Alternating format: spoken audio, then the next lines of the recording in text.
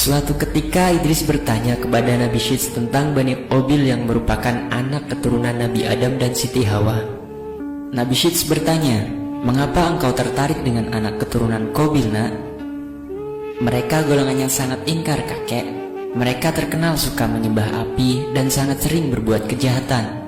Aku ingin berdakwah kepada mereka," kata Idris dengan bersemangat. Nabi Syeds tersenyum.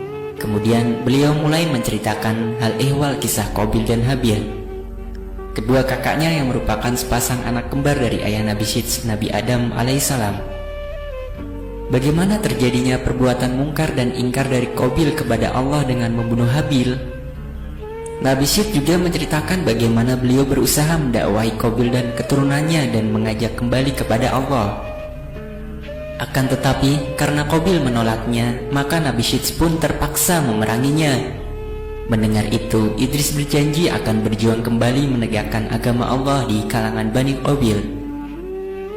Kisah Nabi Idris alaihissalam diceritakan dalam Al-Quran pada surah Maryam ayat 56 dan 57 yang artinya, "Dan ceritakanlah Muhammad kisah Idris di dalam kitab Al-Quran. Sesungguhnya dia seorang yang sangat mencintai kebenaran dan seorang nabi, dan kami mengangkatnya ke martabat yang paling tinggi." Quran Surat Maryam ayat 56 sampai 57. Mukjizat Nabi Idris alaihissalam. Nabi Idris alaihissalam merupakan Nabi Allah yang memiliki mukjizat yang diberi karunia keilmuan yang sangat luar biasa. Mukjizat selanjutnya, Nabi Idris alaihissalam pintar memerangi orang-orang yang ingkar kepada Allah Subhanahu wa Ta'ala. Nabi Idris alaihissalam mendapat gelar As'ad al-Usud yang artinya singa di atas segala singa. Melalui bekal ilmu pengetahuan yang lengkap, kekuatan serta kehebatan yang mumpuni, Nabi Idris alaihissalam adalah seorang nabi yang gagah dan berani tak takut mati.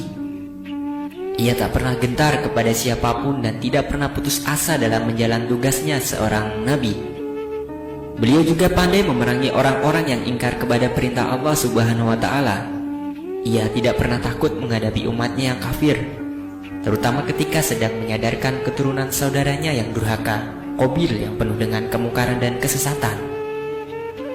Kepada kaumnya, Nabi Idris alaihissalam diperintahkan menghilangkan dan memberangus kebiasaan perbuatan nista dan zalim kepada sesama, suka permusuhan, serta suka berbuat kerusakan. Senantiasa berpegang pada tali agama Allah, beribadah semata hanya karena Allah Subhanahu wa Ta'ala agar bisa mendapatkan keberuntungan, bebaskan diri dari azab akhirat dengan cara amal soleh dan kebaikan, dengan berbagai mukjizat yang Allah karuniakan.